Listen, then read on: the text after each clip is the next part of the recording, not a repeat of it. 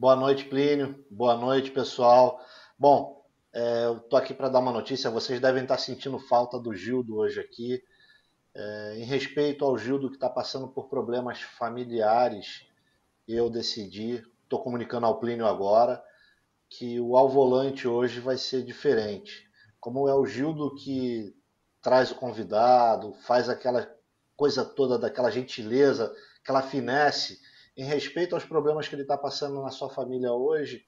Bom, nós temos que agradecer ao convidado, que era o ex-presidente da CBA, de não estar aqui conosco hoje em respeito ao Gildo. Na semana que vem ele vai estar conosco. Ok, Plínio? Eu fico triste de saber que o nosso convidado não pôde vir hoje, né? Na verdade, devido ao fato que você falou do Gildo, mas eu tenho certeza que na semana que vem nós iremos recebê-lo e vai ser um programa muito bacana. Mas eu sei que você deve ter preparado alguma coisa aí para o pessoal, né, André? O que você preparou que você vai mostrar aí para a gente nessa noite? Bom, primeiro eu quero dar boa noite para o Sérgio Melo de Andrade, que está aqui nos acompanhando. Boa noite para a Danusa. Boa noite para aquela turminha de sempre que está aqui. Peço para vocês que orem pelo Gildo, tá? Pois o problema familiar dele necessita da nossa oração. Também quero pedir a vocês que... Tá vendo esse QR Code que tem aqui? A Priority Conteúdos está precisando da ajuda de vocês. Colaborando com uma doação, não sei direito o que vocês podem fazer. Mas clica nesse QR Code, ajuda a Priority Conteúdos, porque a crise do Covid está pegando ela. Bom, preparei uma... Agora vamos falar de coisas novas, coisas que estão acontecendo. Eu tive a oportunidade de dirigir um carro da década de 60. Um esportivo da década de 60, vamos falar assim. E um esportivo nacional, Plínio. Você já deve saber qual é o carro. Você tem uma ideia de que carro dos anos 60 que eu tive a oportunidade de guiar, Plínio? Vamos lá, ele tinha motor em linha ou ele era motor box? Era um motor boxer refrigerado a ar. Bom, esportivo, motor box, década de 60, acho era fabricado à mão, provavelmente. Fabricado à mão. Então só tem um com essa característica, André. Fabricado à mão, motor box, Volkswagen, né? É o nosso famoso carro manguia, que desperta paixões aí de muita gente, né? Pô, colecionadores aí espalhados pelo Brasil inteiro que amam esse carro. Acertei? Então, Felipe, solta aí o que eu trouxe aí. O pessoal não está sabendo. Solta aí.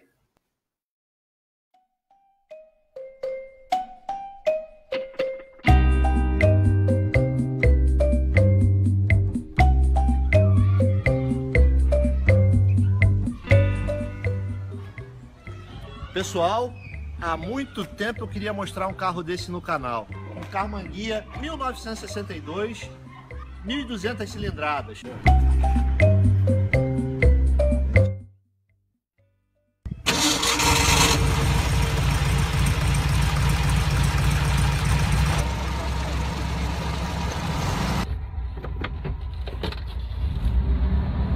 Bom, galera, estamos saindo com carro manguia 62.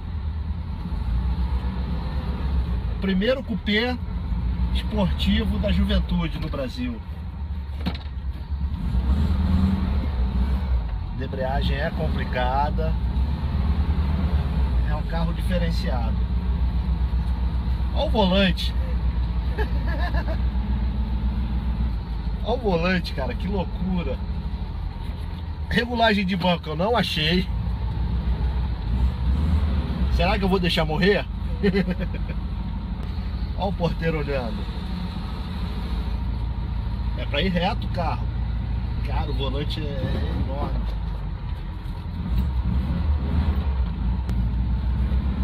Eu sempre escutei as histórias dos carros manguias. Teve uma mérita do meu pai e dos meus tios. Meu avô tinha um DKV Vemag, né? E meu pai saiu na surdina na noite pra ir com o carro do meu avô para um racha, DKV Vemag. Quando ele chegou lá, tava o bonitão da cidade com o carro manguia dele. O cara era dono de padaria, né? E meu pai caiu na pilha e aceitou bater o racha com o Vemaguete do meu avô, né? E eles iam para uma autoestrada no interior de São Paulo. que não tinha iluminação nem nada. E segundo o que meu tio me contou, eles colocavam tocha no asfalto acesa para simular a pista, né? E nessa brincadeira de arrancada que papai teve com o Vemag contra o Carmanguia, papai conseguiu bater numa carroça de estrume com o Vemag. E o cara do Carmanguia ficou rindo dele na brincadeira.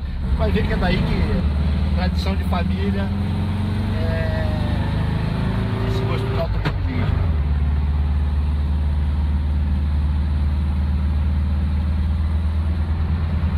Como é que é andar com esse carro hoje?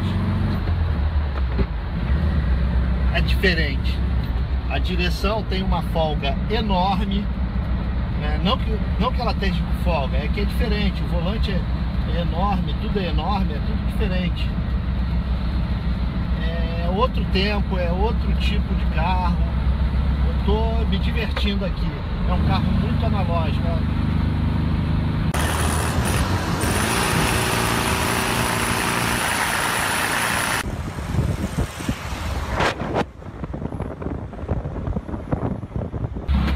Errei a marcha.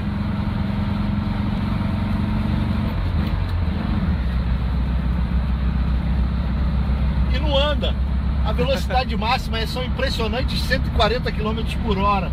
Bater pega com esses carros devia ser a coisa mais divertida do mundo, porque você não tem risco de nada. Eu lembro que quando o final da história que o papai bateu com o Vemag do vovô apostando corrida contra o Carmanguia, o final da história foi o seguinte: meu pai saiu correndo com o carro do vovô, levou para casa de um amigo e a base de martelada desentortaram o carro. Quando o vovô acordou de manhã no dia seguinte, ele olhou assim pro carro na garagem e falou com os meus tios: ué, o carro tá torto, onde é que será que eu bati? E até hoje, o vovô ficou achando que foi ele que bateu o carro. Aí papai, te entreguei.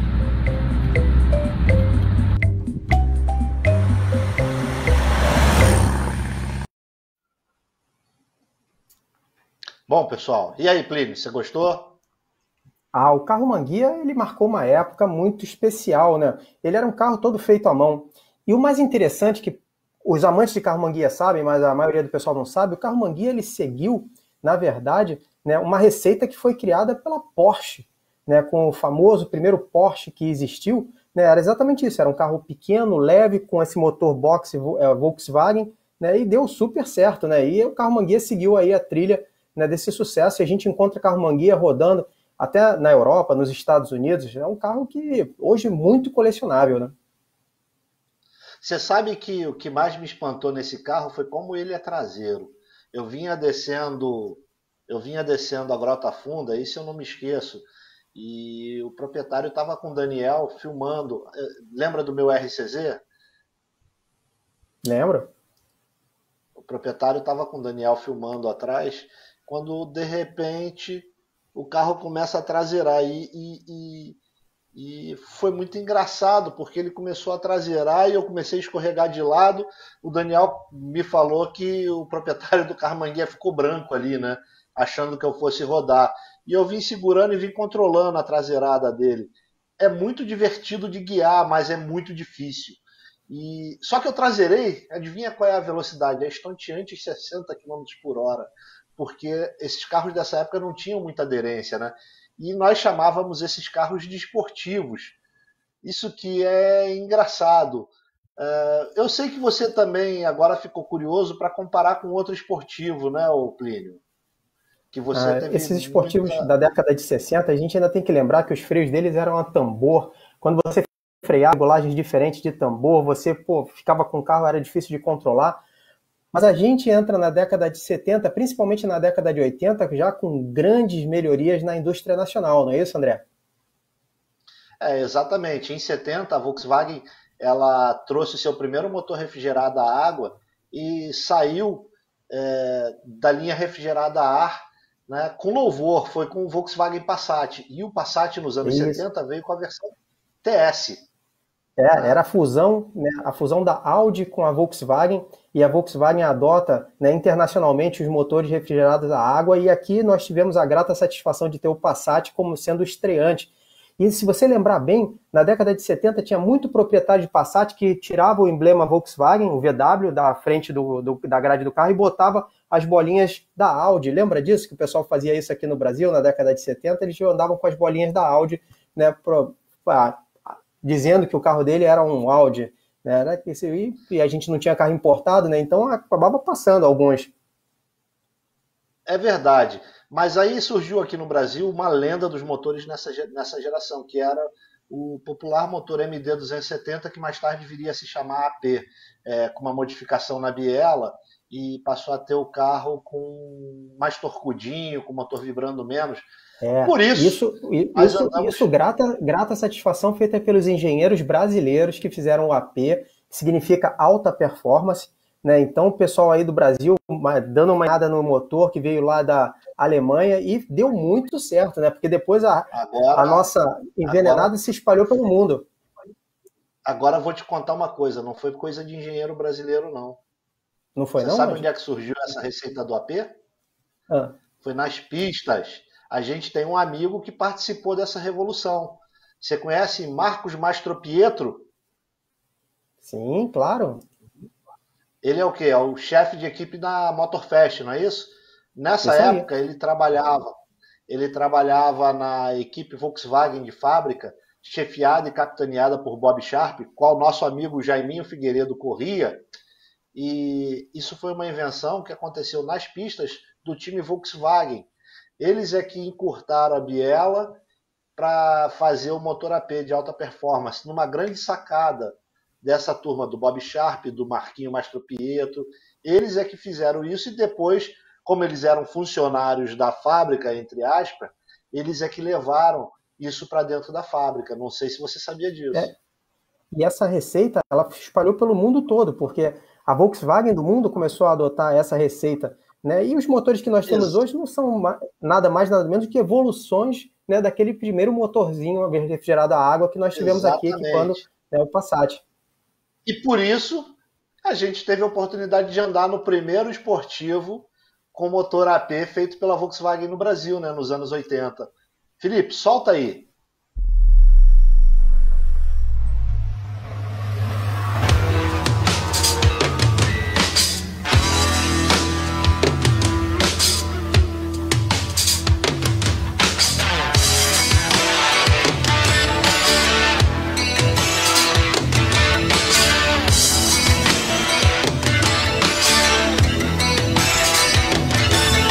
Disparo contra o sol, sou foco. Eu tinha um Passat TS, olha ele aí. André, Passat GTS Pointer. Mandou bem, André. Cansado de correr na direção contrária, sem pódio de chegada ou beijo de namorada. Eu sou mais um cara. Mas se você achar que eu estou derrotado, saiba que ainda estão rolando os dados, porque o tempo não para. Dias sim, dias não, eu vou sobrevivendo sem um arranhão da caridade de quem me detesta. A tua piscina tá cheia de ratos, tuas ideias não correspondem aos fatos. O tempo não para. Pessoal, viagem no tempo, hein? Olha, só boas lembranças, André. Cara, o Passat foi o primeiro carro a trazer essa sigla GTS aqui pro Brasil. Né, Gil? O primeiro Passat esportivo foi o TS. Então deixa eu começar, porque eu tive um Passat TS 77. Preto, 4 faróizinhos na frente, a frente envolvendo a grade envolvendo os faróis. Era um sonho aquele carro. Cara, esse carro é um luxo, né? Tem ar-condicionado. Ar-condicionado, que é o mais importante, né? Ó!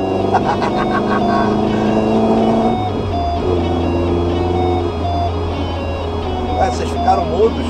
O que aconteceu? Ficaram mudos, os caras ficaram mudos aqui, turma. Realmente um carro com a direção mais escura na mão, de fazer fazer gestos suaves, né?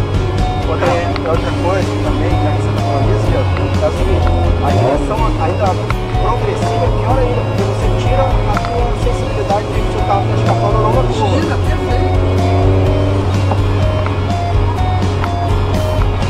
Cara, esse carro ensina muito.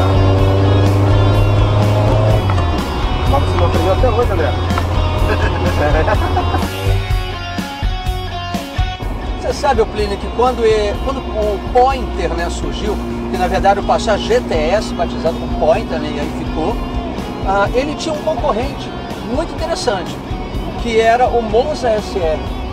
Mas o conceito de monobloco, o desempenho desse carro aqui, era tão superior, que durante muito tempo ele foi o xodó, foi o destaque do Campeonato Brasileiro de Marcas e Pilotos. A grande realidade é que o Passat nunca ganhou o status que ele merecia como carro. Esse carro aqui ele sempre foi superior, por exemplo, se a gente comparar dos esportivos 1.8 que existiam na época, não tenha dúvida que o superior era o Passat Pointer. E você sabe que ele trouxe... Ele não tinha essa resposta do público. O público preferia os outros carros 1.8 e não o Passat, né? E ele acabava sendo aquele primo esquecido, mas sem dúvida ele era o melhor de todos. Olha só que engraçado. O Brasil dessa época que era um país fechado, né? Bastante, a gente tinha aquelas podia limitações de importação, né? E o que é legal é o seguinte, esse aqui é um carro mundial e nós não sabíamos que era um carro mundial. Esse carro tem no mundo inteiro. Mas eu acho que contou muito a criatividade da fábrica em driblar aquelas limitações que se tinha de importação. Algumas coisas, inclusive, esse carro aqui trouxe para a própria Volkswagen, por exemplo, para-choque envolvente de poliuretano. O primeiro foi o Passat, foi o Passat Pointer. Isso saiu do Audi 80, sabia? Uma outra coisa também, exatamente, você tem muitos itens, muitos detalhes desse projeto que são realmente cópias do que tinha na Alemanha. Uma outra coisa interessante também, Plínio, André, é que na história do Passat, as mudanças que aconteceram aqui dentro do cockpit. Claro, inviável, a gente está sentado num banco recaro, que ele acomoda muito bem a gente, é um banco esportivo, né? Os detalhes que vem nele, que acompanham também o painel. Sabe o que tá muito legal? Ó, ponta-taco. Ó, ponta-taco. Esse carro é muito fácil de fazer ponta-taco. O pedal do freio é do lado do pedal do acelerador.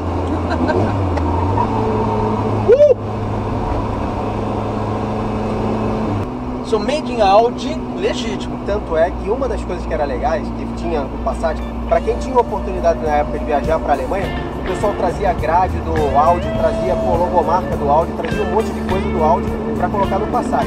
Além disso, tinha um modelo de Passat muito... Assim, a Volkswagen tentou fazer vários modelos para agradar. Eu lembro do Passat Surf. Lembra do Passat Surf? Passat Surf, lembro. Esse Passat era um Passat na tentativa de agradar o público jovem. O Passat nunca pegou o jovem direito. Ele acabou sempre sendo um carro ali do pessoal da meia-idade. Plínio, você sabe que esse monobloco, desde de 76, aliás, o Passat foi lançado em 76. Um aprimoramento aconteceu em 77 e a partir daí, até o último ano de fabricação, se eu não me engano foi 89, né?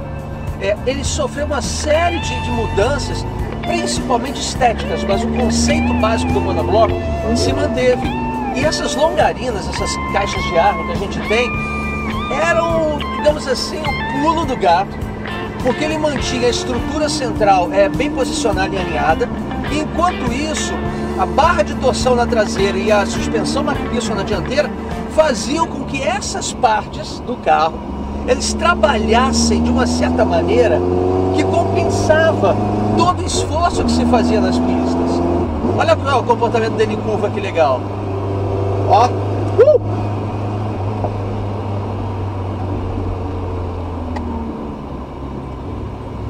Esse carro aqui, quando a gente entra nele, a primeira coisa que a gente sente é a leveza. Esse carro é um carro de menos de 1 tonelada, menos de 1000 quilos. Foi lançado com 980 quilos. Exatamente, a gente já sente que o carro é leve. Outra coisa, a gente sente aqui a suspensão trabalhando, a gente sente a troca de marcha, tudo você percebe no seu próprio corpo. Então, quer dizer, esse carro aqui é um carro que você efetivamente pilota. E você sabe uma coisa, Plínio? O projeto do Passat, a gente nota uma tonelada de características de um projeto alemão, né? Tanto que, como você falou, o pessoal ia lá para fora e trazia peças do Audi para colocar nele. Ele também herdou muita coisa do Santana. Cluster. Ou o Santana herdou muita coisa do Passat? Na verdade, o Santana é um Passat. É um Passat de segunda geração. Pois é. Mas é um outro monobloco. É outro projeto, mas é o mesmo nome. Vamos lá, e algumas coisas que são importantes. O Santana, ele veio com uma motorização própria, que não herdou do Passat, e aí depois o Passat pegou a motorização do Santana. Então, mas no Brasil isso. No Brasil. E uma coisa que esse carro aqui na Europa sempre teve motor AP. Ele nunca teve outro tipo de motor. Não, e não poderia ter melhor. Um AP 1.8 aspirado é uma das melhores coisas para quem gosta de mecânica que pode ter dentro de um carro. Porque você mexe, aprimora, troca a carburação e ele está sempre respondendo à altura, né? E uma coisa que é engraçada, eu estava conversando com o proprietário desse carro aqui, né? O proprietário desse carro é o xodó dele, esse carro, claro, mas ele não tem o carro há muito tempo. E aí eu perguntei para ele, tá, você acha mesmo que vale a pena você comprar um Passat Pointer 1988 ao invés de comprar um Passat 2008? Porque o preço é o mesmo. Então, quer dizer, você pode comprar um Passat 2.0 turbo, né, pelo mesmo preço que um Passat Pointer. E aí ele falou assim, ó, não tenho dúvida que eu estou feliz com o meu Pointer 88. Isso responde muita coisa, André, do que você me perguntou agora, né, se vale ou não vale a pena. Então vocês acham que é melhor mesmo do que ter um carro moderno? Não, eu não falei isso. Você acabou de me falar isso. O proprietário do carro isso. falou. Né? Eu acho o seguinte, esse carro aqui é uma viagem no tempo, né? Vale a pena você andar, vale a pena você curtir o carro, mas agora é um carro da década de 80 e, mais importante, um carro brasileiro da década de 80, onde nós não tínhamos a tecnologia embarcada que tinha o restante do mundo. Isso que eu estava falando da criatividade que tinha que ter a fábrica naquela época, já que você tinha limitações tanto de importação de modelos como de importação de peças.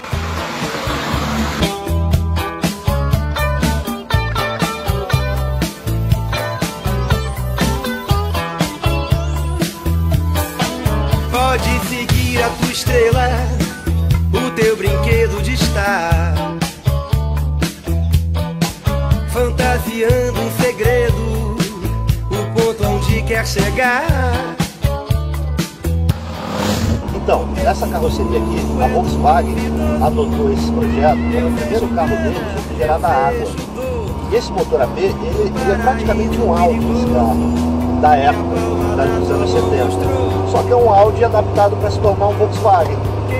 Você sabe que de primeira a Volkswagen fez um carro, esse Passat, ele não chegava, ele não passava de 140, 150. E depois de algum aprimoramento, ele chegou em 170 km por hora. Pô, eu lembro desse carro aqui de Jacarepaguá passando de 170. Ah, mas você lembra daqueles carros de competição. Aí sim, mas quando ele saiu, veio para as ruas, ele tinha algumas limitações técnicas. Uma outra coisa que eu achei muito interessante na história do Pointer é em relação justamente à caixa de marcha. Cara, o câmbio dele é uma delícia. Ele é curto, ele é preciso, mas ele sempre foi considerado, André, um câmbio longo para o tipo de performance que se gostaria de se ter num carro como esse. Agora, tem uma coisa, esse carro aqui, ele tá com aquela receita, o que tá mais legal nesse carro é que ele tem uma receita de época, né? Cabeçote by Lula, escape 4 em 1. Carburação, né? Com filtro esportivo. Com a parte mecânica, segundo corpo mecânico, né? Que isso era o que a gente fazia na época, era o que dava para ser feito na época, né? E tem um detalhe mais legal de tudo. Aí foi onde o proprietário melhorou. Na época, como é que esse carro tá rebaixado? Como é que se fazia rebaixado na época? Você cortava a mola, né? Esse carro aqui não tá com a mola cortada, por isso que ele tá confortável de rodar com ele rebaixado assim. Foi só retemperada? Não, ele na verdade ganhou um conjunto importado Bilstein. Mas o comando dele também não é original, né? Dá pra sentir pelo tipo de tocada do motor, ele já não tá mais com o comando dele original. Você vê como embaixo ele fica um pouquinho mais acelerado, né? Ele fica até com uma pegada diferente. A Volkswagen, ela sempre trabalhou nos comandos de válvula dela. O que fazia diferença dos carros 1.8 dela era o comando de válvula. E o pessoal de casa logo pegou o macete, né, e começou a trabalhar os comandos de válvula também. Na época, o mais aberto que tinha era o 288, mas aí você perdia a marcha lenta. Sabe por que eu trouxe esse carro hoje? Porque ele foi o primeiro a ter a sigla GTS. E eu consegui, nós vamos andar no GTS 0. Do Polo GTS? É, exatamente. Bacana, pessoal. É um carro que está com muita expectativa, a gente quer ver como é que tá, né? A Volkswagen falou muito do carro, criou uma expectativa pra gente, vamos ver. Todos os GTS da Volkswagen até hoje, Polo, vamos ver como é que tá o Polo.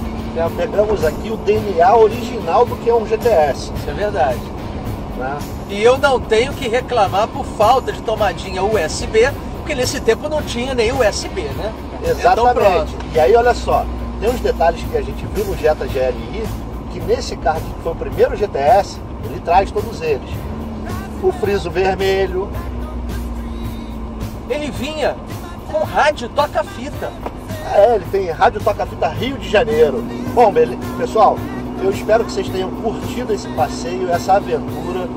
Vimos o primeiro GTS, como surgiu a sigla. Aí, mas você não vai contar por quê? Que o Pointer foi o primeiro carro da Volkswagen a ter o para-choque integral de poliuretano envolvente.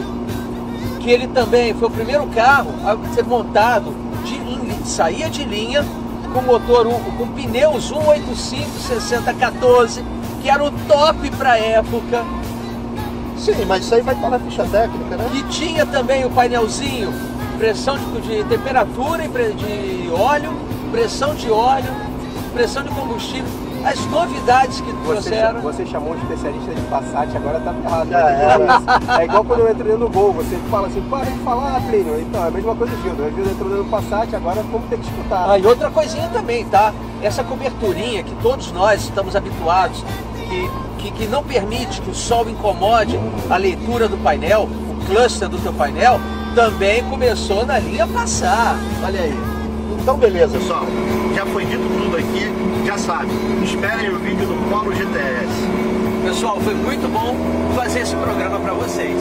Tchau! Bom, pessoal, eu queria agradecer ao Assad por ter lembrado que viajou com o Gildo de Passat até Cascavel na Copa Shell. Olha que lembrança gostosa. Quero agradecer a Danusa Palhares, que já está entrando em contato com o Gildo para transmitir vibrações boas. Quero agradecer também ao nosso querido e ilustre Serjão, que também já está transmitindo vibrações boas ao Gildo. Quero agradecer ao Dedeco Pelo também, porque ele já está trazendo vibrações boas para o Gildão. Bom, pessoal, Plínio, agora, o que André, você achou do Passatão aí? Se você quiser levar para o Gildo, e ele vai ficar feliz pra caramba. Eu adorei esse dia de andar no GTS Pointer. Inclusive, eu lembro como se fosse hoje, teve uma 4 rodas que saiu naquela época que fazia o seguinte, a comparação dos esportivos 1.8. E o vencedor foi o Passat Pointer. Apesar do Passat Pointer não ser o queridinho do pessoal, mas quem ganhou o comparativo foi o Passat Pointer. O carro é muito bacana. E esse que a gente testou nesse dia que você trouxe aí, André, pô, ele estava no capricho, o dono dele fez um serviço muito bem feito, e na minha opinião, eu sei que não é a do pessoal, mas a minha opinião, esse verde do Passat Pointer 87, 88, é o mais bonito de todos. Eu sei que o pessoal gosta do cinza, gosta do vermelho, do preto ônix, mas eu adoro esse verde. Agora, você sabia que esse carro não está mais com essa mecânica? Ele agora é 1.8 turbo e tem mais de 250 Botou cavalos. Um turbo? É muito difícil você conseguir manter hoje em dia sem ser turbo, né? Porque o kit é tão fácil de montar e a resposta do motor é tão boa que é difícil mesmo você não ter. Eu já caí nessa, eu turbinei o meu GTS, né, na minha época. Então, era muito fácil, você leva o carro lá, o carro está com o dobro da potência do que você entregou, né? É difícil você... Mas essa geração de esportivo abriu caminho para uma outra geração de esportivos, né, Plínio? Eles entraram com uma geração com monoblocos mais dóceis, que tornaram os carros mais controláveis, que freavam melhor, que aceleravam melhor. e a geração seguinte dos anos 90, como é que você caracterizaria elas como carro esportivo? Eu diria que os anos 90 foram os piores anos para os nossos esportivos. Vou explicar por quê. A gente tinha grandes carros esportivos na década de 80 e, de repente, a gente entra nos anos 80 liberando a importação de carros. E os nossos esportivos da década de 80, de repente, se depararam com os esportivos internacionais, com Mitsubishi Eclipse, né, com... Da década de 90 que você está falando. Década de 90, exatamente. E os carros eram ainda os da década de 80. Então a gente ainda tinha Gol GTS, Gol GTI, Escort XR3. O Passat Pointer tinha morrido, né? Mas os nossos esportivão da década de 80 entraram na década de 90 tendo que competir, né, com carros que eram esportivos internacionais. BMW M3, Peugeot S16. Né? Então, quer dizer, você tinha que competir. Um GTI passou a ter que competir, né, que não tinha ninguém com injeção eletrônica. Não tinha ninguém com injeção eletrônica em 1989, só o GTI, e de repente entra na década de 90, né, com todos os importados tendo eletrônica mais avançada do que a injeção eletrônica do GTI. Eu diria que a década... E com os nossos esportivos nacionais com preço muito alto. Então a gente pensava o seguinte, você compraria um GTI ou você compraria um Mitsubishi Eclipse? Um Gol GTI ou um Mitsubishi Eclipse, né? Então você começou a ter... Os nossos esportivos da década de 90 sofreram um bocado. Mas eu estou curioso para saber qual foi o esportivo da década de 90 que você trouxe para mostrar hoje. Você sabe que eu sou fã do XR3 e você não gosta, eu te fiz andar de XR3, só podia ser ele. Felipe, solta o VT do XR3.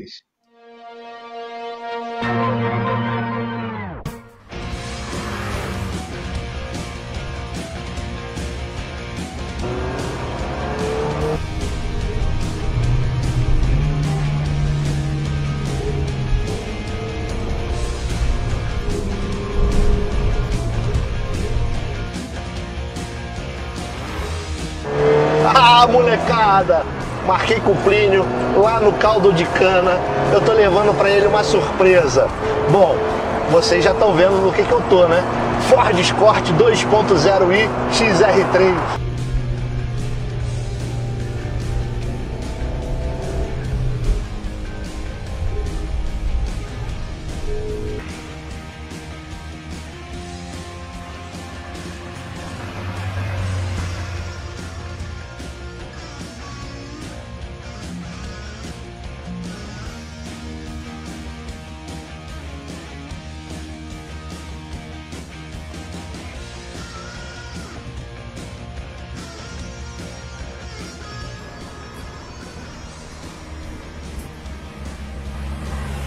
Pessoal, o André pediu para que eu esperasse ele aqui, que ele queria me mostrar algo.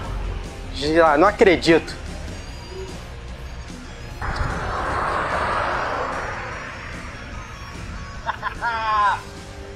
André, Escort XR3? Pô! E aí? Você fez eu vir aqui na Serra para ver um Escort, André? Vamos andar de XR3 agora. Não acredito nisso. É o melhor esportivo dos anos 90. Bom, eu tenho minhas reservas, mas vamos ver. Vou poder dirigir, pelo menos? Toma, todo seu, pode sair. Pô, legal. Obrigado, André. Vamos ver.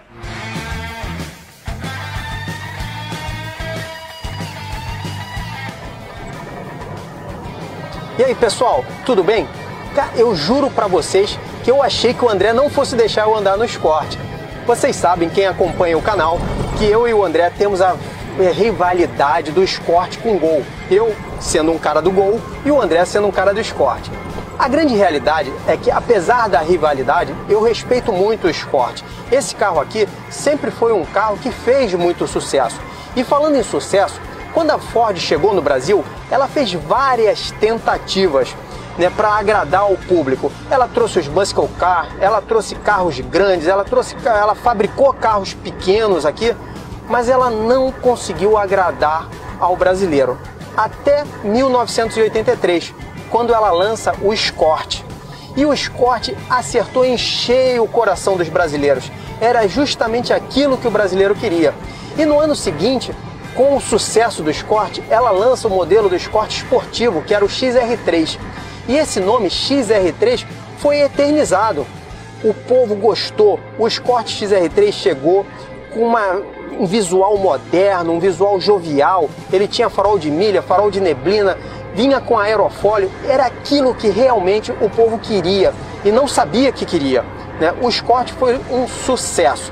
E esse sucesso aumentou ainda mais em 1986, quando ela lança o Escort MK4. E o MK4, ele era um Escort sensacional. Até hoje foi o Escort XR3 de mais sucesso, o MK4. Entretanto, o MK4 tinha um problema, que era a sua motorização. Ele vinha com aquele motor CHT 1.6 e realmente faltava motor para o estilo esportivo que o carro tinha. Então ficou feita uma divisão. Quem queria desempenho, quem queria números, acabava indo para o Gol GT ou para o Gol GTS. E quem queria visual, ficava no Escort XR3. Esse problema do Escort foi solucionado em 1989, quando a Auto Latina é criada, uma associação entre a Volkswagen e a Ford. E o Escort é lançado com um motor 1.8, com o famoso AP 1800. Ali foi o concurso do Escort XR3. O Escort ganhou o que faltava para ele, que era justamente uma motorização mais forte, uma motorização Volkswagen na época. Esse modelo que eu estou dirigindo aqui é a evolução, já é o MK5. O MK5 ele chega com um motor 2.0, o XR3 chega com um motor 2.0 com injeção eletrônica, exatamente o mesmo motor que equipava o Gol GTI. Esse carro ele veio justamente por causa da abertura das importações para o Brasil, aonde a Ford entendeu que ela precisava ter um carro mais moderno para poder agradar ao público, e ela trouxe aqui o MK5. E realmente o carro era um show. Até hoje, quando a gente dirige, a gente vê nos detalhes que a Ford se preocupou em fazer esse carro aqui para agradar o público. O MK5 foi substituído pelo MK6 e foi o último Escort que chegou aqui no Brasil. Ele já vinha com motor Zetec, né? E ele já estava cansado, essa é a grande realidade, e acabou que o público não respondeu como a Ford imaginava, e aí a Ford acabou descontinuando, né, o carro aqui no Brasil. Eu tô adorando dirigir esse Escort aqui. Parece que eu voltei para a década de 90. O trabalho que o dono fez desse Escort, de recuperação do Escort, foi sensacional. Esse XR3 aqui parece que saiu da autorizada.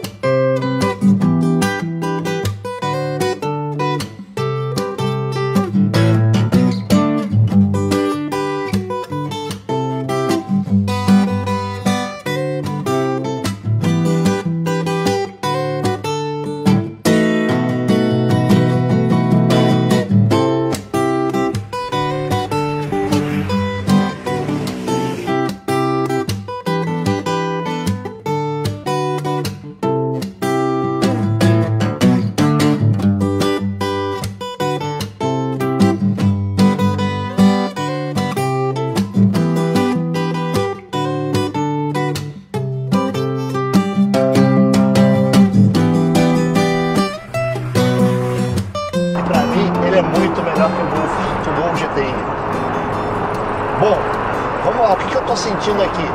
É um esportivo de verdade. A gente está a bordo de um carro que realmente empolga você na condução. Olha só essa tocada aqui que ele me deixa fazer. Olha como é que ele apontou a frente, entrou na curva sentado no chão. O centro de gravidade é bem baixo.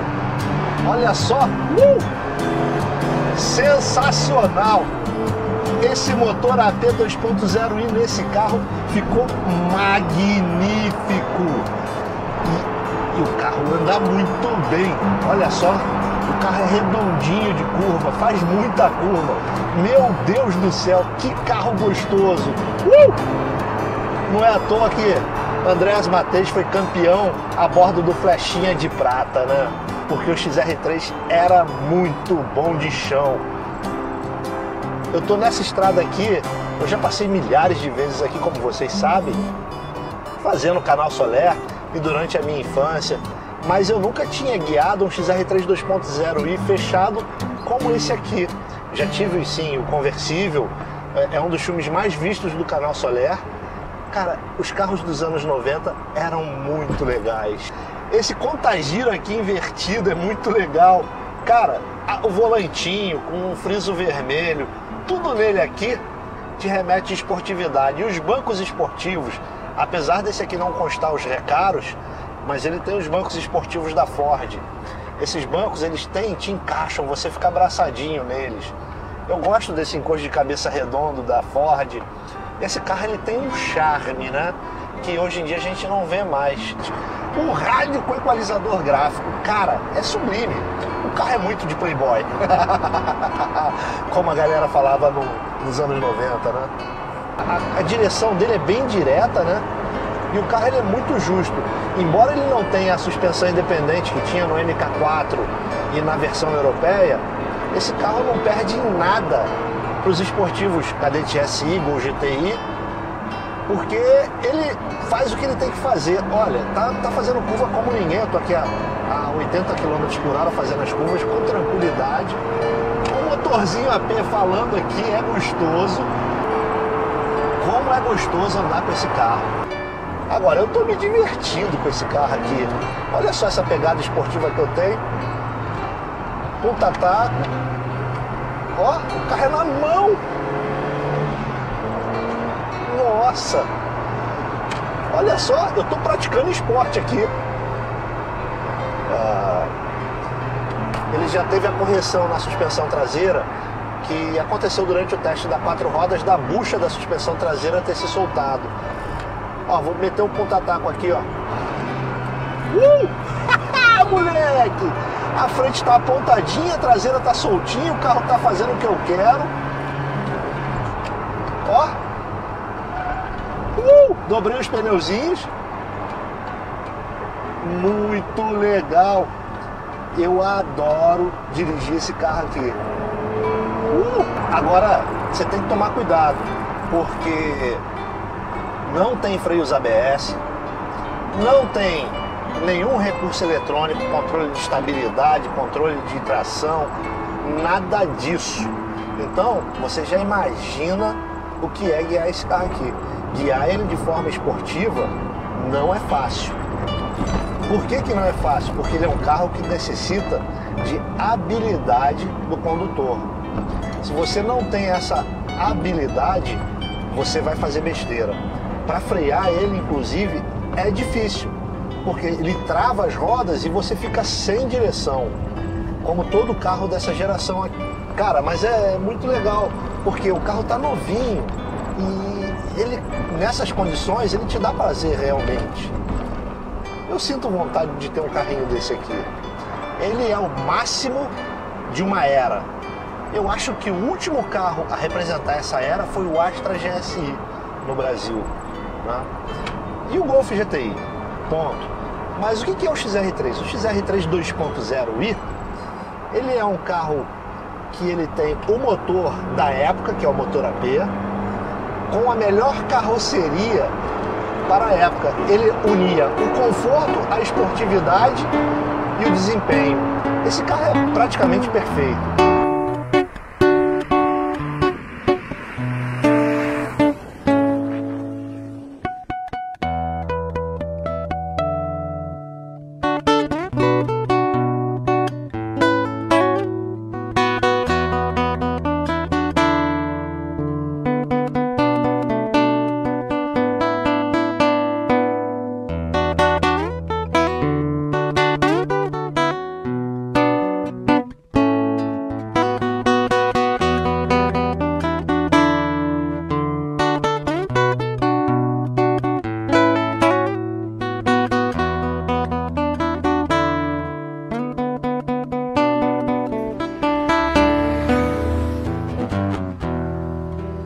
E aí?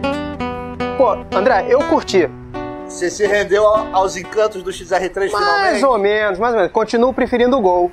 Negativo, pelo que eu sei aí do teu sorriso, tu se divertiu. Devo confessar que me diverti sim. Realmente é um carro especial e vale a pena, pessoal. Bom, você já sabe. Curta, compartilha, se inscreva no canal. Bom, Plínio, Consegui fazer você falar que gostou de XR3, né? Eu tive alguns XR3 passaram na minha vida. Agora, foi como eu falei, a década de 90 foi cruel para os carros nacionais, né? A gente tinha uns carros que eram, eu lembrei agora também, tinha o Citroën ZX, lembra? Poxa, caramba, tinha um monte de opção que acabava sendo pelo mesmo preço. Eu lembro, André, que eu troquei o meu Gol GTI, né, 95, né, por um Peugeot S16 96. Poxa, eu saí da água para o vinho, carro com 150 cavalos, pô, os quatro rodas ajudavam na curva do carro, né? Não tinha como competir com os carros nacionais. Deixa eu dar um recado aqui.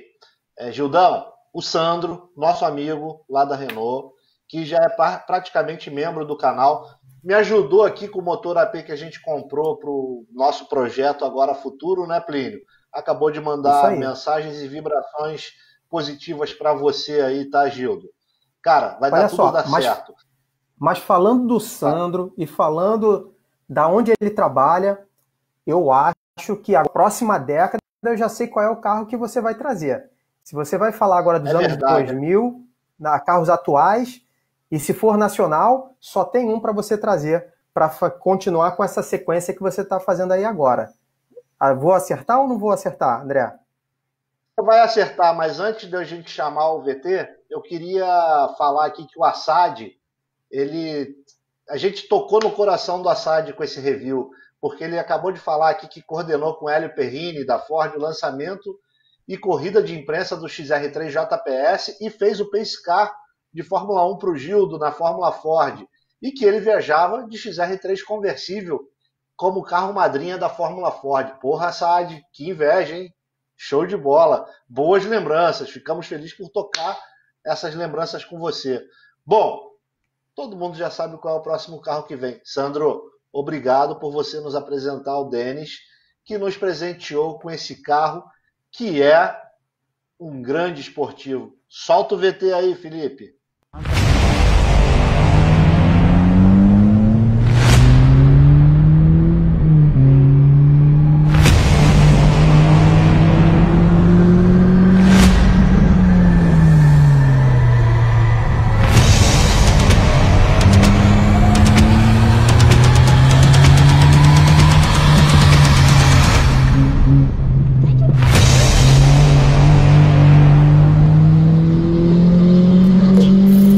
Há 2 anos eu quero andar de Sandero RS e graças à Azurra meu sonho está sendo realizado. O carro é fenomenal.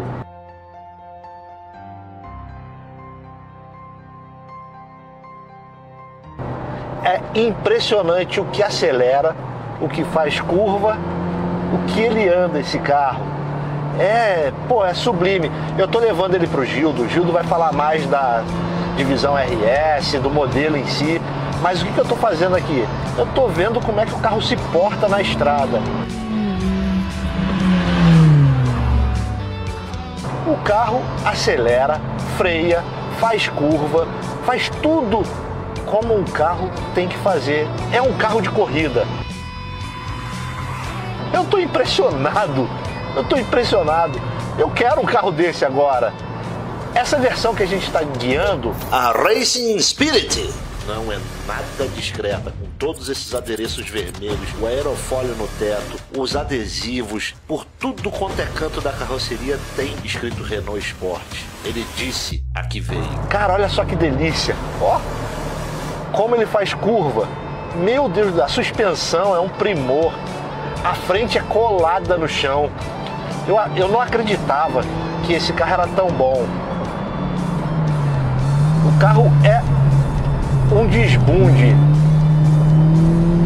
Ó, pontatá com a frente agarrada. O que anda? A aderência desse carro o limite é lá em cima. O limite desse carro aqui é muito alto. Cara, me lembrou muito uma BMW M. Eu tô dentro de um Renault e tô falando que esse carro me lembrou uma BMW M. O escalonamento das marchas, a precisão, o freio, tudo, o peso da direção. tudo. Esse carro é feito para ser pilotado. Não é à toa que nos track days ele está predominando. Eu estava conversando com o Felipe, o administrador de Potenza, e ele está me falando que em todo track day tem no mínimo 10, 12 Sandero RS, junto com vários Honda Civic SI. O carro caiu no gosto dos gearheads, mas agora eu estou entendendo por que caiu no gosto dos gearheads. Ele é muito bom, não é bom não, ele é muito bom, é impressionante. Eu não sabia que esse carro era tão bom.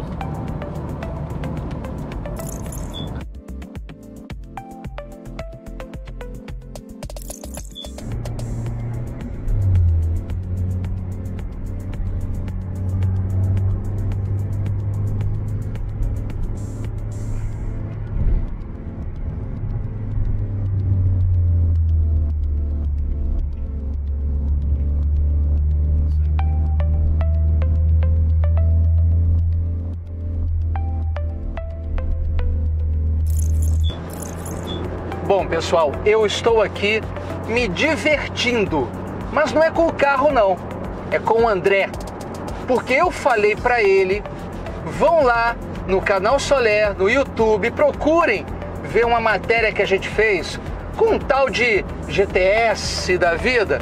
Naquela matéria a gente discutiu bastante, porque eles apostavam que era um carro raiz, que era um carro com performance, com desempenho, e eu bati muito o pé dizendo que não iria superar a sensação de performance, de esportividade deste carro aqui. E hoje eu me diverti muito com o André, tendo que admitir, eu estava certo. Pessoal, bem-vindos a bordo do Sandero RS 2.0, 16 válvulas, com motor F4R. Genial! Apesar dele não ser um carro novo, porque, como o André já deve ter dito para vocês, tá difícil da gente encontrar um carro desse, e quem tem um carro desse não se desfaz.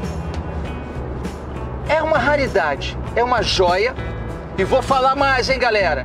Se você é aquela pessoa que não gosta de sentir emoção, não compre esse carro. Se você não gosta de dar uma aceleradinha de vez em quando, não compre esse carro. Se você tem medo de quebrar as unhas trocando a marcha, não compre esse carro. Esse carro é para quem gosta realmente de ir um pouco além do dirigir. É de querer ter o comando do carro na sua mão.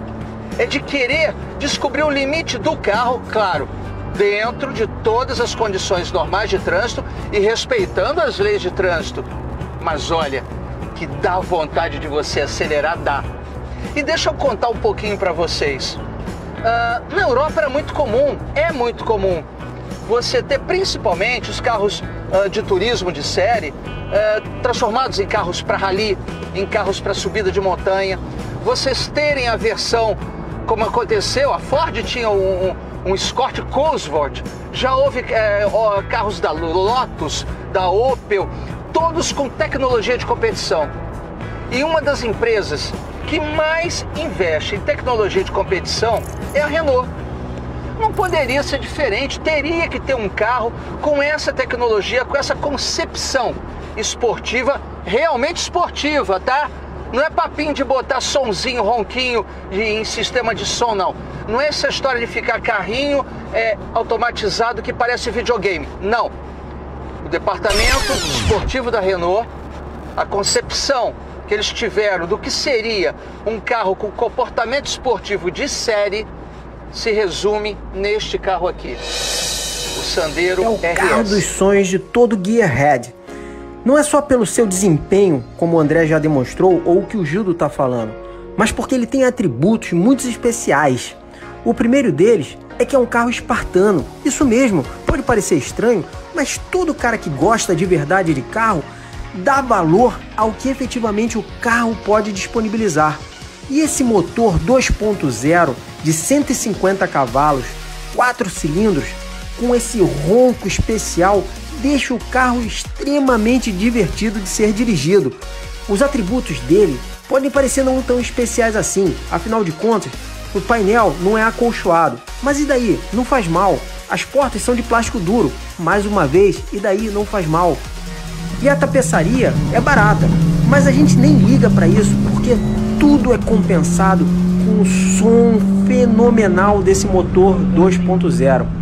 O melhor é que ele tem esse ronco que mexe com a gente. Uma das coisas que o André deve ter falado para vocês é que esse motor é o mesmo que equipa o Duster, né? Outros carros da Renault. Mas o que eu não contei para ele é que para que este motor neste carro entregasse 150 cavalos, foi feito um novo projeto nos coletores, principalmente o coletor de admissão. Por isso ele tem uma otimização do aproveitamento da energia que esse motor produz. E tem outra coisa também, isso eu não falei nada para ele não, estou falando só para vocês, tá? O grande segredo dele é que é um carrinho colado no chão. Mas qual foi? Qual é o segredo? O que a Renault fez? Fácil, gente. Primeiro, barra dianteira endurecida. Segundo, molas e amortecedores recalibrados. Terceiro, existe um reforço estrutural nesse carro. E esse reforço estrutural que aconteceu nesse carro faz com que ele torça, com que o chassi trabalhe menos. Enquanto ele trabalha menos, ele deixa que a suspensão se esforce de segurar o carro dentro dos limites dela. Então você pode sim entrar mais forte numa curva, vai segurar. Você pode, eu entrei um pouquinho mais forte, eu estou segurando no volante, ele vai responder.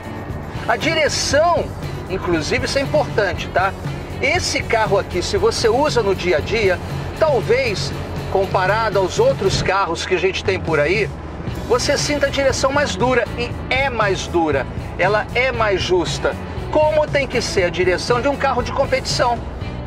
Talvez no dia a dia isso possa te incomodar, mas para quem está aqui dirigindo, ou melhor, tocando, né, esse carro, te dá uma confiança muito grande, te dá uma precisão.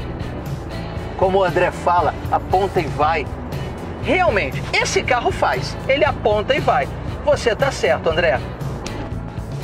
Bom, performance. Esse é o resumo deste carro. É um carro de performance. Outra coisinha também que eu acho muito interessante, o escalonamento de marchas desse carro. A primeira é um ovo, é só para você sair do local. Dá aquela primeira rodada no pneu. Da segunda para a terceira marcha, você tem um range, né, muito curto, o giro sobe muito alto. Então você não tem que ficar muito ali não. De terceira para quarta é a sua marcha de trabalho. E você ainda assim sente que você poderia esticar mais. Isso é uma coisa muito importante quando você quer performance. Então vamos lá. Você tem um câmbio curtinho, um câmbio esportivo, um câmbio que pede que você suba de marcha. Você tem um chassi que segura, que amarra. Você tem um motor que é competente, é confiável. Ele não é elástico não, tá, pessoal? Porque carro de corrida, olha só eu falando que isso aqui é um carro de corrida, né? Um carro esportivo como esse, ele pede. E outra coisa, a Renault, ela trocou o desenho das rodas. As rodas estão mais leves e facilita bastante o fluxo de ar. Isso ajuda a refrigerar os 4 freios a disco. Verdade, inclusive os freios na traseira são freios a disco. Ele freia muito, pessoal. Olha, não estou dizendo que você tenha que frear dentro da curva ou frear em cima do carro da frente, não. Porque este carro aqui, em termos de eletrônica embarcada, eu vou dizer o que ele tem. Um computador de bordo muito raiz. Te dá o mínimo de informações, mas aquelas que você realmente necessita para que você tenha um controle da sua viagem, né, de combustível, de temperatura, de RPM, de velocidade, uma coisinha ou outra.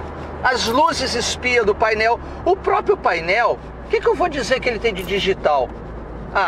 Tem um painelzinho pequenininho no cluster central ali, que na verdade é até bem retrô, é redondinho, bonitinho, não é aquele digital de LED chapado não. É coisa bem de carro de corrida. Mas não conta pra ninguém que eu tô falando isso, é carro esportivo, hein?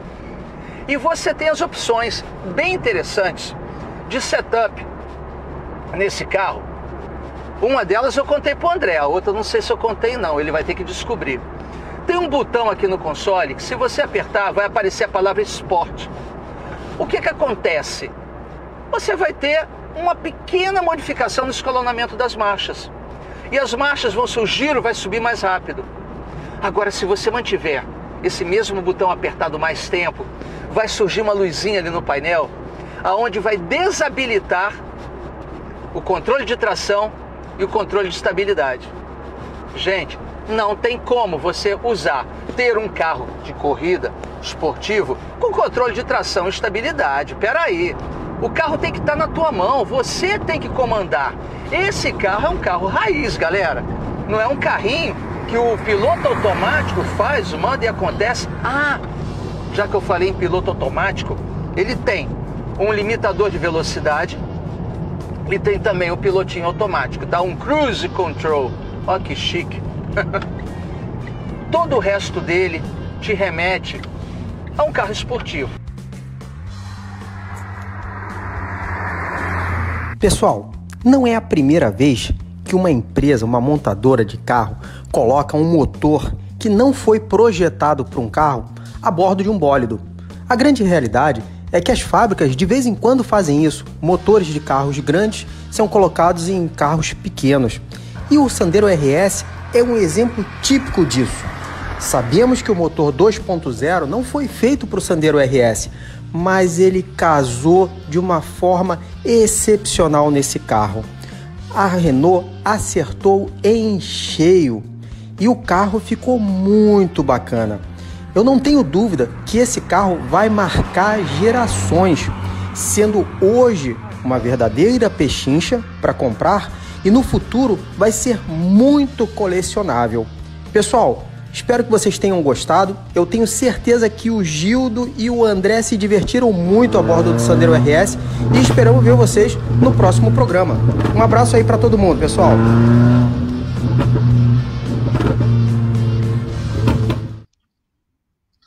Plínio, Sandero RS, muito bacana, né, André? O que você sentiu quando dirigiu o Sandero RS pela primeira vez? Olha, eu fiquei feliz como eu não ficava há muito tempo, porque quando você pega uma Mercedes AMG ou você pega uma BMW M, você já sabe que aquilo ali é um canhão, que é bacana. Quando eu fui pegar o Sandero, eu fui para andar de Sandero. Tá bom, bacana. Quando eu sentei, que eu escutei o ronco, que eu senti a pegada do carro, eu falei assim, caramba, poxa, graças a Deus uma montadora brasileira botou de volta a fórmula de sucesso dos anos 80. Ou seja, um carro barato, acessível e que é gostoso de dirigir, é rápido, é um carro empolgante. Se você for ver, a receita do Sandero RS é a mesma receita do Gol GTS, que era a mesma receita do Escort XR3. Né? Você pegava aquele carro ali, que era um carro barato, e botava um motor bacana no carro. E trabalhava suspensão, roda e tal. E o carro te entregava aquilo que ele propunha te entregar. Eu gostei muito, fiquei muito empolgado. É um carro que eu teria o Sandero RS facilmente, né? Entendam bem, não dá para comparar o Sandero RS com o Polo GTS, tá, pessoal? O Polo GTS é um outro tipo de carro e esse carro, o Sandero RS, é muito mais empolgante de se dirigir do que o Polo. Até por isso que eu não trouxe o Polo GTS, né? Apesar de eu adorar o Polo GTS, você sabe que eu curto aquele carro. Eu não trouxe porque ele não tem muito a ver com a temática do que era o esportivo, né, de qual esse carro descende, a linhagem. O Polo GTS é um esportivo moderno? Porque ele te entrega as tecnologias e conformidades que um carro do século XXI tem que ter. Mas o Sandero RS, ele é um esportivo legítimo, porque ele traz todo aquele DNA que começou lá atrás com o primeiro esportivo brasileiro, com o Carmanguia, e veio se aperfeiçoando com os anos, né? O Passat GTS, que depois veio o GTS Pointer, depois Gol GT, depois Monza SR, Passat GTS Pointer, né? XR3, GTS, GTI, Uno Turbo, Uno 1.6R, todos eles tinham este diferencial que o Sandero RS tem. Então o esportivo legítimo é o Sandero RS, mas ele é um esportivo do passado. Concorda? Concordo, sim. Mas eu diria o seguinte, agora eu estou pegando aqui, fica a dica aí para as montadoras. Tem muita gente que ainda escolhe um acessório único para o carro, que é um acessório que hoje é difícil de achar. E na década de 80 era fácil, que é motor. Hoje em dia a gente vai comprar um carro, né, tem centenas de acessórios diferentes, né, várias chavinhas USB para você colocar, vários porta-copos, mas quando você fala, eu quero um motor maior, quero um motor mais forte, quero mais cavalo, quero mais... Não tem. Você vai ter outro pacote imensamente caro que inviabiliza o carro. E a Renault, ela conseguiu fazer esse pacote e falou o seguinte, ó, se você quer só o motor, tá aqui, ó, eu boto o Sandero com motor 2.0, 150 cavalos e você leva o motor. E aí, André, eu diria o seguinte, olha, a Renault acertou tão em cheio que é difícil de achar esse carro para vender nas autorizadas. Quando você vai nas autorizadas, que entra um Sandero RS, ele sai na mesma hora. Mas semana passada, lembra que a gente foi na Azurra? Nós estivemos na Azurra e estivemos na Líder no mesmo dia. Na Líder tinha lá o Onix RS. Aí, porra, é bonito, branco, cheio de adereço preto. Você gostou do carro, eu lembro. Aí quando eu fui olhar a ficha técnica do carro, 1.0, turbo de 3 cilindros, com 130 cavalos. O carro tem um visual maneiro, mas ele me broxou na hora. Por quê? O motor dele é 1.0 turbo de 3 cilindros. Não sei o que. Isso não é esportivo, GM. Esportivo é como é a Sandero, como o Renault fez com a Sandero. 2.0, motor grande, de deslocamento, acelera muito, freia muito, faz muita curva, é espartano por dentro, não tem nada. Para ficar barato, para ser acessível. E é esse que é o detalhe. É o cara que quer só dirigir. Ele não quer ligar o telefone celular dele lá para ficar carregando os filhos que estão atrás. Não, esquece nada disso tudo para ficar barato. Isso. Mas bota o motor. Bota o motor. E foi o que a Renault fez, né? E fez muito bem feito. Então, pô, eu aplaudo aí o pessoal de lá, entendeu? Parabéns. E diria o seguinte, outras montadoras, dá uma olhada, verifica com carinho se o pessoal também não está procurando motor e faz uma versão esportiva espartana, assim, que seja acessível para o pessoal, barata, mas ao mesmo tempo que, pô, provenha um pouco de diversão para quem quer dirigir. Bom, pessoal, tá na hora já. Vamos mandar vibrações positivas ao Gildo aí, que tudo se normalize na vida dele. Eu tenho que agradecer ao Sérgio, que falou que as informações dos carros foram muito legais e tudo mais. Obrigado por vocês terem assistido esse programa Tapa Buraco que nós fizemos. Tenho que agradecer o Assad, que comentou aqui o tempo inteiro. Tenho que agradecer a Danusa, o André Cupelo, deixa eu ver mais quem, a Gorete, a Axa, deixa eu ver, a Danusa já falei Danusa. Temos que agradecer também ao Sandro, aos dois Sandros, o Sandro Tanuri e ao Sandro da Renault. Ao Denis da Renault, que também passou por aqui. Bom, pessoal, então, sinto falar com vocês que letrinhas vão subir. Plínio, se despede do pessoal aí. Tchau, pessoal. Obrigado aí por assistir e até semana que vem, hein? Abraço, pessoal. Felipe, subindo letrinhas.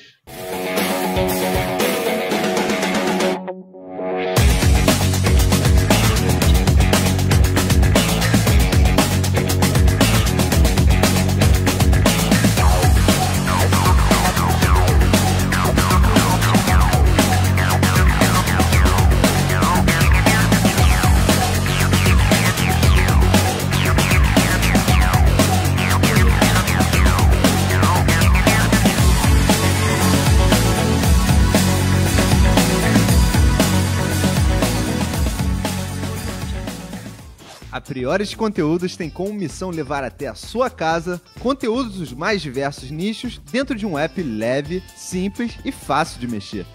Vá até a loja de aplicativos, Google Play ou Apple Store. Digite Priores Conteúdos, selecione o app e aperte para baixar. Espere um instante e pronto! Ao abrir o aplicativo, uma lista de programas variados está disponível na palma da sua mão. Clipes, desenhos, humor, programas de futebol, kartismo, vôlei, Priority Conteúdos. Baixe o app e se divirta.